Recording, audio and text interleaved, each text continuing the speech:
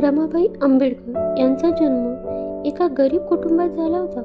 त्यांचे वडील भिक्खू धोत्रे व आई रुक्मिणी यांच्यासह रमाबाई दाभोळजवळील वंदन गावात नदीकाठी महापूर वस्तीमध्ये राहत होत्या. त्यांना 3 बहिणी व एक भाऊ होता.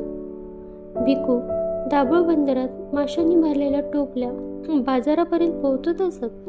त्यांना छातीचा त्रास होता. रमा लहान असतानाच त्यांच्या आई यांचे आजारपणाने निधन झाले.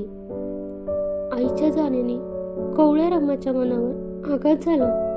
धाकटी बहीण गोरा व भाऊ शंकर आजान होते.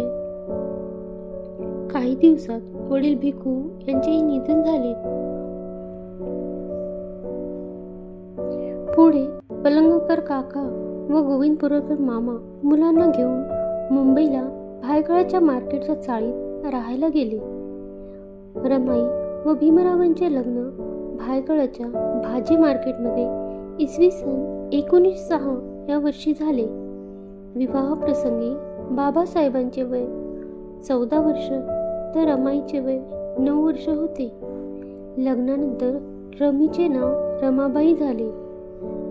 लग्नाआधी रमा अशिक्षित होत्या, पण लग्नानंतर भीमराव आंबेडकरांनी त्यांना सामान्य लेखन आणि वाचन शिकवले होते, जेणेकरून त्या स्वतःच्या हस्ताक्षर करत होत्या.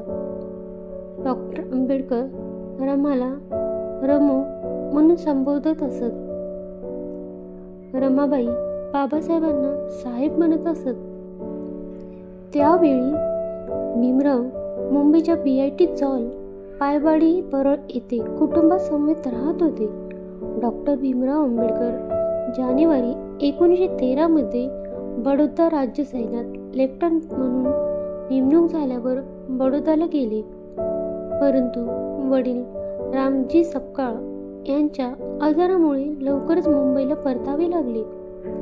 रमाबाईच्या दिवस-रात्र सेवा व उपचारानंतर त्यांचे निधन 2 फेब्रुवारी 1913 रोजी घडले. वडिलांच्या निधनानंतर भीमराव उच्च शिक्षणासाठी परदेशात गेले. ते 1914 ते 1923 पर्यंत सुमारे 9 वर्ष परदेशात राहिले. बाबासाहेब अमेरिकेत होते तेव्हा रमाबाईंनी खूप कठीण दिवस घालवले. रमाबाईंनी या कठीण काळातही कोणतीही तक्रार न करता मोठ्या संयमाने हसून दिवस काढले. रमाईचे शरीर काबाड कष्टाने पोखरून गेले होते. रमाईचा आजार बळावला होता.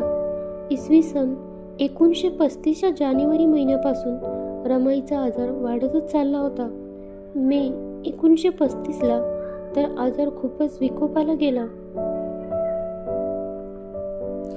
औषधोपचारही लागू होत नव्हता.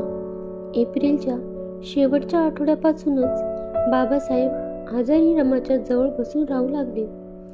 आजारी रमाई त्यांच्याकडे एकटक बघत असत. बोलण्याचा प्रयत्न करीत असत, पण अंगात त्राण नसल्यामुळे त्या बोलू शकत नव्हत्या.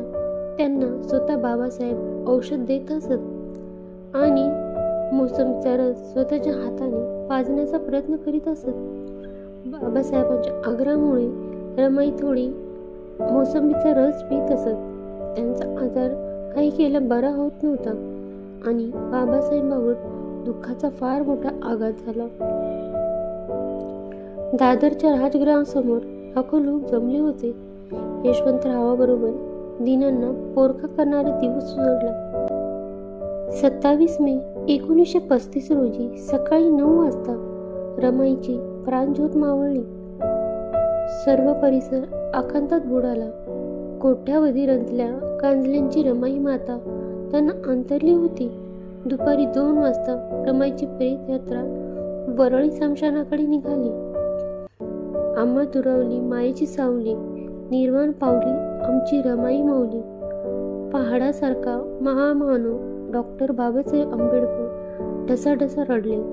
जवळजवळ 30 वर्षाच्या संसारात प्रेमाने व धैर्याने भक्कम सोबत देणाऱ्या रमाबाईमध्येच अचानक सोबत सोडून न परतीच्या वाटेने कायमच्या दूर निघून गेल्या आणि बाबासाहेब आपल्या संसारात अगदी एकाकी झाले.